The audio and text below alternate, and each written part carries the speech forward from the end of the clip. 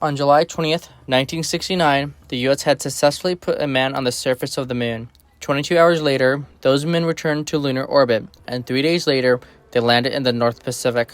It was a momentous feat of engineering, national will, pride, and geopolitical posturing.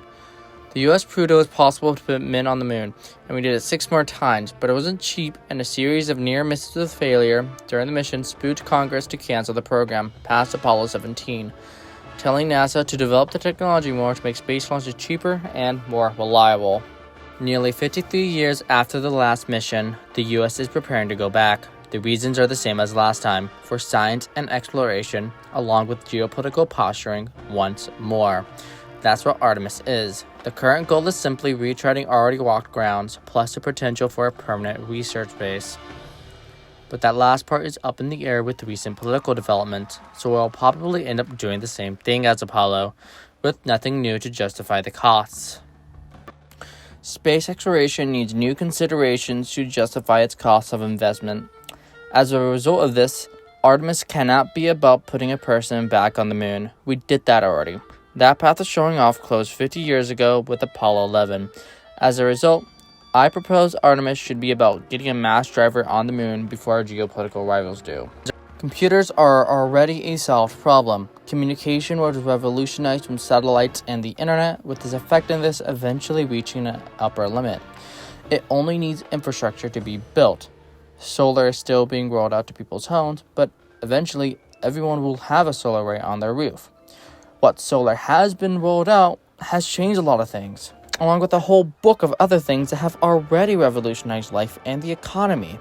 Space in its traditional justification over the last 60 years is no longer acceptable in the 2020s.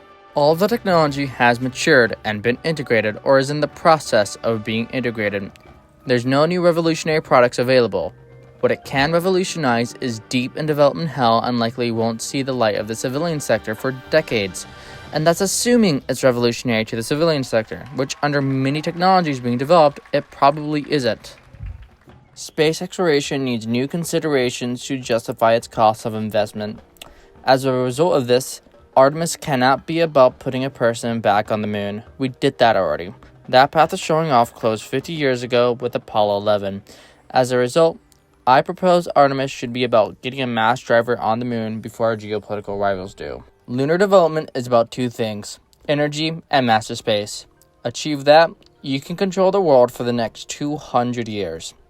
In the next 2 sections, I will cover the justifications for why we need to develop the moon. Specifically, about the national defense nightmare it will be if Artemis doesn't start developing the moon before our geopolitical rivals do, and how lunar development will contribute to the economy through its civilian uses. In 2003, the U.S. Air Force described an orbit-to-surface weapon system. It was called Rods from God. These rods were to be made of tungsten, placed into orbit, and when fired, would deorbit themselves to hit a target on the surface of the Earth. The kinetic energy released by these rods was equivalent to 11.5 tons of TNT the moment they hit the ground. Such a system would have the ability of being able to strike anywhere in the world within half an hour without triggering early warning systems. Rods from God are cheap to manufacture and cheap to launch from the moon. They can even be launched right from the moon down to Earth. Such a setup would be devastating. By the time it reached Earth, the rod would be slamming through the atmosphere at 12 kilometers a second. At those speeds, a 100-ton rod would release the energy of nearly 2,000 tons of TNT, and there can be an infinite number of them manufactured and launched from the moon. This is the national defense nightmare I was referring to. When one nation is able to get industry on the moon first with a capable mass driver, they will militarily dominate. This is the unacceptable geopolitical situation the U.S. will find itself in the next 10 to 20 years if Artemis isn't the program that starts American lunar development for a mass driver. If the mission goals remain the way they are, we will lose the moon, not the race for the moon itself. As I said in the last section, the current race shouldn't be about getting a man back on the moon. It should be about getting a mass driver on the moon. It would be in our nation's best interest to, at the least, ensure that none of our geopolitical rivals gain the capability to freely use a moon-made rods from God without American resistance. The main goal of lunar development is massive space and energy production. This will enable us to do lots of things in space. the most traditional and well-known thing one does in space is exploration. With lunar development, you can build much bigger and larger spaceships, making manned interplanetary journeys far more comfortable, capable, and cheaper. Though that isn't all. A lot of people believe that it would make sense to mine asteroids before mining the moon. Though that isn't true. In fact, it would be the opposite. We should mine the moon before mining asteroids, which would enable the mining of asteroids due to the aforementioned bigger, better, and cheaper ships. Now, there are other things we can do.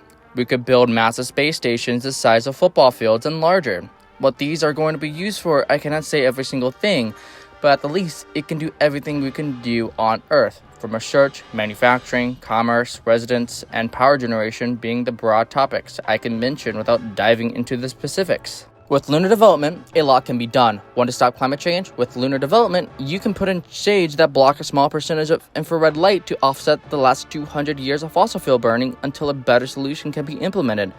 Want infinite growth to the economy? In space, where an infinite amount of resources exist, can be made accessible with lunar development. Want to run away from Earth to start a new society? Well, lunar development can give the resources to build megastructures that can house and feed tens of millions of people, or the resources to support and start a Mars colony.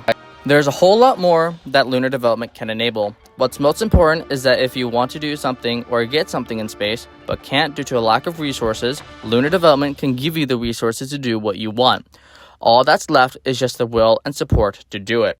Thank you for watching, and make sure to like, subscribe, leave a comment, and to share this video with others as an offering to the algorithm. Have a good day or a good night. I will see you later.